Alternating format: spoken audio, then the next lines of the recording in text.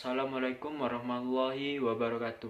Nama saya Gede Zulfikar Firdaus dari kelas 12 MIPA 2 nomor absen 16. Kali ini saya akan menjelaskan materi ekonomi tentang akuntansi sebagai sistem informasi. Sejarah akuntansi.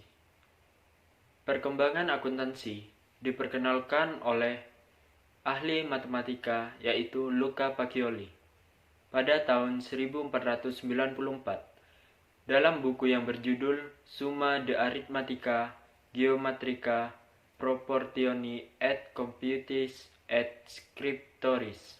Definisi akuntansi. Akuntansi sering disebut sebagai bahasa bisnis atau bahasa pengambilan keputusan.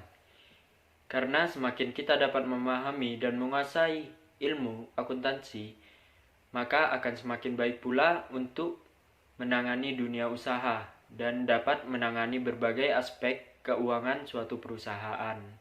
Pemakai informasi akuntansi. Yang pertama yaitu pemilik. Pemilik berkepentingan untuk menentukan sikap apakah memegang saham atau melepaskannya. Yang kedua, kreditur. Kreditur berkepentingan untuk memutuskan apakah kredit kepada perusahaan dapat diperpanjang atau diperbesar. Yang ketiga, yaitu pelanggan. Pelanggan atau customer berkepentingan untuk mengevaluasi hubungan usaha dengan perusahaan. Yang keempat, yaitu karyawan. Karyawan berkepentingan untuk mengetahui hak-hak apa yang dapat diperoleh dari perusahaan. Yang kelima, pemerintah. Pemerintah berkepentingan untuk menentukan besarnya pajak. Dan yang keenam, yaitu masyarakat. Masyarakat terutama yang berada di sekitar perusahaan berkepentingan terhadap perusahaan dalam hal penyediaan lapangan kerja dan manfaat sosial. Kegunaan informasi bagi pemakai. Yang pertama, penyusunan laporan keuangan yang terdiri dari laporan laba atau rugi, laporan perubahan modal, neraca, dan laporan arus kas. Yang kedua, pembuatan analisa laporan keuangan digunakan untuk pengambilan keputusan ekonomi, baik untuk perkembangan usaha maupun untuk penambahan investasi. Bidang akuntansi. Yang pertama, akuntansi keuangan, berkaitan untuk suatu unit ekonomi secara keseluruhan. Yang kedua, akuntansi manajemen, menyediakan informasi untuk keperluan manajemen perusahaan. Dan yang ketiga, akuntansi pemeriksaan. Tugas pokoknya melakukan pemeriksaan secara bebas terhadap laporan keuangan atau suatu unit ekonomi. Yang keempat, akuntansi biaya, menekankan pada pencatatan dan penyajian informasi biaya. Yang kelima yaitu akuntansi perpajakan.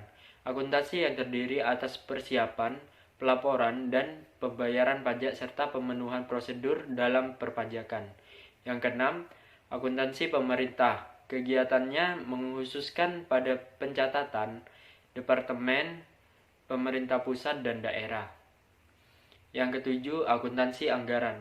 Akuntansi yang berhubungan dengan penyusunan anggaran atau rencana keuangan dan kegiatan perusahaan pada masa datang. Yang kedelapan, akuntansi sektor publik. Suatu proses pengumpulan pencatatan, pengklasifikasian, dan penganalisaan dan pelaporan transaksi keuangan. Yang kesembilan, sistem informasi akuntansi.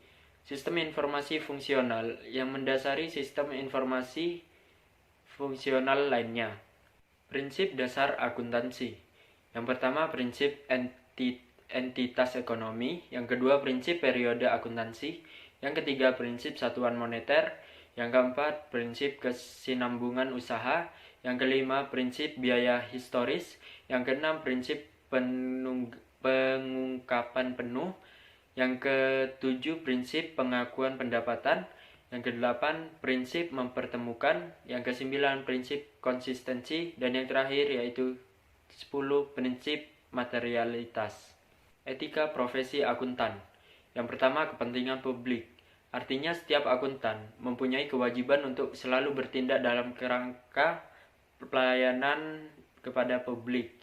Yang kedua, objektivitas. Setiap akuntan harus menjaga objektivitasnya, netral dan bebas dari benturan kepentingan dalam pemenuhan kewajiban profesionalnya. Yang ketiga, yaitu kompetensi dan kehati-hatian.